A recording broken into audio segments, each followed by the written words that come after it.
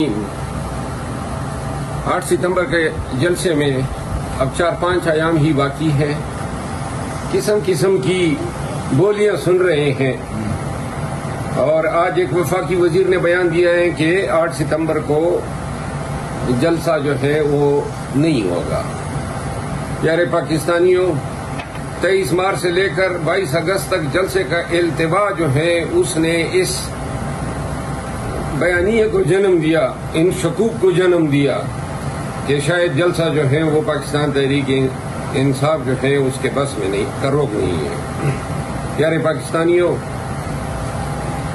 اگر ہم ایک جلسہ ہی نہیں کر سکتے اتنے بڑے آئین کی ہوتے ہوئے، آرٹیکل 16 اور 17 کی ہوتے ہوئے، بنیادی انسانی حقوق کی ہوتی ہوئی اور اتنے بڑے بڑے ایوان عدل کی عمارتوں کو دیکھ کے، اور پھر ایسی قومیتوں کو جو ہمیشہ سے بلند بانگ دعوے کرتی آئی ہیں کہ ہمارے اسلاف نے حکمرانیاں کی ہیں، تاراج کیا ہے علاقوں کو اور ریاستوں کو، تو کہاں گئی وہ دعوے اور کہاں ہماری شجاعت، بہادری اور ہمت کی وہ تاریخ کہ جن کے اخلاق جو ہیں آج ڈنڈے کے ڈر سے ایک جلسہ کرنے سے بھاگنے کی سوچ رہی ہے.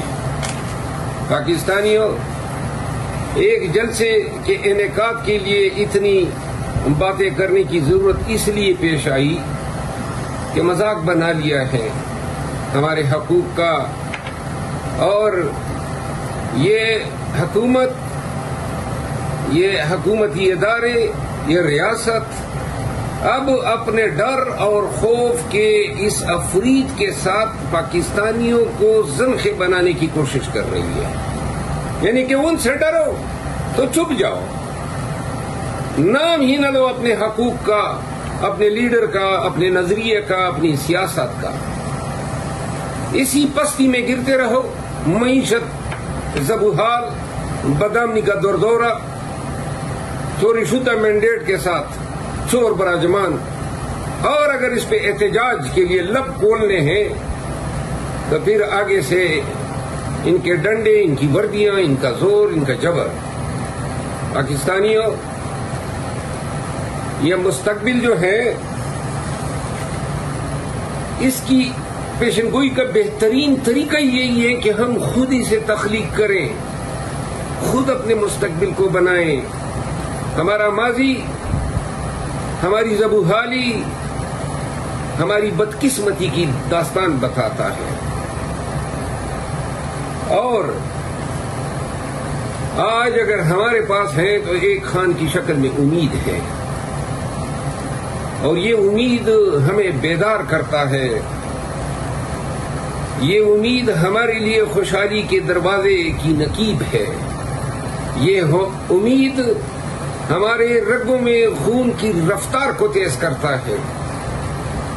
پاکستانیوں، 9 مئی کے بعد سے لے کے ہم ظلم و جبر اور ملک میں طوائف الملوکی کی کیفیت دیکھ رہے ہیں، اور آج اسی ظلم و جبر کے بل بوتے پہ یہ ہمیں اب یہ بتانے پہ تلے ہوئے ہیں کہ 8 ستمبر کو جلسہ جو ہے ہم نہیں ہونے دیں گے.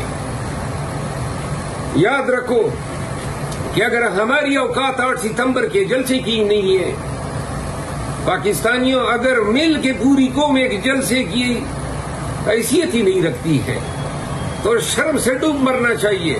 پھر یہ قوم ہی نہیں ہے، یہ بھیڑ بھی نہیں ہے، یہ انسانوں کا اکٹھ ہی نہیں ہے، یہ چوپائے ہیں، شرمسار، نادم اور بزدل.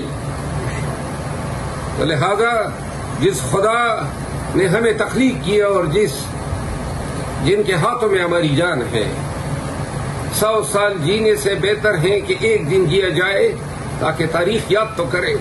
8 ستمبر کا جلسہ ہم کریں گے، ہر صورت کریں گے، مریں گے یا کوئی مٹانا چاہیں، لیکن 8 ستمبر کو آنے والا دن جو ہے یاد رکھے گا کہ ایک عظیم الشان جلسہ ہوا تھا.